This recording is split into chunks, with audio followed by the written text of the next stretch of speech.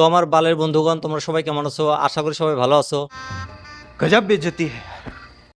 তো আজকে আমি রিভিউ করব কান্তারা এ লেজেন্ড চ্যাপ্টার 1 মুভিটা নিয়ে। তো মুভিটা কালকে আমি দেখে আইছি।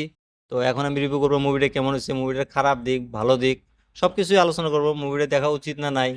তো আমি যদি এই মুভিটা এক কথায় কমেন্ট করে দিই, আউটস্ট্যান্ডিং মুভি ভাই, অসাধারণ মুভি ভাই। এরকম মুভি আমার লাইফে জীবনও দেখি নাই গে। এটা আমার প্রথম এক্সপিরিয়েন্স এরকম মুভির। তো এই মুভিটা তোমার হলো অ্যাকশন, থ্রিলার, ড্রামা, অ্যাডভেঞ্চার সব কিছু আছে এই মুভিটাতে, সাসপেন্স ভরা মুভি। তো এই মুভির কাহিনীটার কথা যদি বলি, এই মুভির কাহিনীটা হলো কান্তারা একটা জঙ্গল আছে, সেখানকার গরিব লোক আছে, আর একটা আছে বান্দারগা। বান্দারগার রাজা হলো তোমার গুলশান দেওয়ারিয়া। তো সে, তার একটা মেয়ে আছে, সে ভূমিকাটা করছে তোমার হলো রুক্মিণী বাসন্ত। তো সেই রুক্মিণীর সাথে ঋষভ শেট্টির প্রেম হয়ে যায়, সে হলো কান্তারার লোক। তো সেখানকার প্রেম হওয়ার পরে রাজার কানে যায় কেউ বলে যে প্রেম চলতেছে দুজনের ভিতরে। তো সেটা তার পছন্দ করে না। রাজাটা অল্প মদারু টাইপের। তো সেখান থেকে মানে রাগ করে, মানে তোমার হলো এই আদিবাসী লোকগুলা যে আছে তাদের উপর অত্যাচার আরম্ভ করে। তো এরকমই কাহিনী এই মুভিটাতে। আর এই মুভিটাতে আগের কান্তারা যে দেখছো, কান্তারা এটা সিকুয়েল না, এটা পিকুইল, পিকুইল বলে। তো এই মুভিটা আমার কাছে অসাধারণ মুভি একটা বানায় দিছে পাবলিকের জন্য। এবার দুর্গাপূজাতে মজা নেয় এই মুভিটার। তো এই মুভির কাহিনীটা হলো কান্তারা যে দেখছি আমরা আগে, তো এটা পিকুয়েল। পিকুয়েল এটা ভিতরে কাহিনী দেখাচ্ছে তোমার অতীতের কাহিনীগুলো দেখাইছে, মানে যে আগে যেগুলো হয়েছে সেগুলোর কাহিনী দেখাইছে। বাকি এই মুভিতে যেগুলো দেখাইছে, আর ঋষভ শেট্টি যেভাবে এই মুভিতে কাজ করছে, তার অ্যাক্টিং আউটস্ট্যান্ডিং। সে এই মুভিটা লিখছে, সে এই মুভির ডিরেক্টর। এই বেচারা খায় কি ভাই, এত বুদ্ধি! আমার নজরে এই ওয়ার্ল্ডের ভিতরে নাম্বার ওয়ান অলরাউন্ডার হলো রবীন্দ্র জাদেজা। তারপরে যদি কেউ থাকে সে হলো এই ঋষভ শেট্টি ভাই। খায়া ভাই, এই মানুষটা কোথা থেকে আইছে?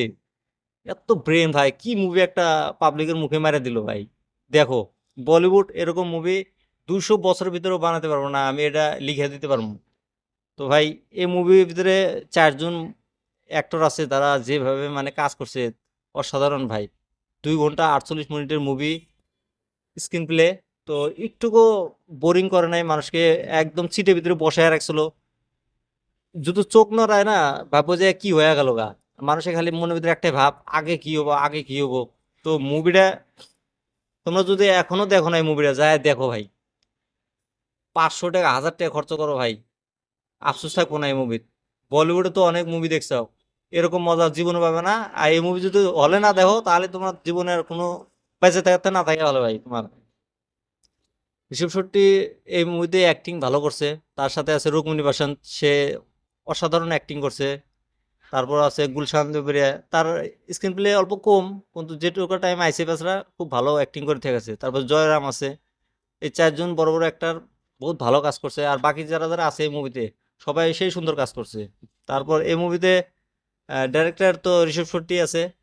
তো মিউজিক দিছে তোমার হলো এ আহ, আহ, আজানেশ লোকনাথ।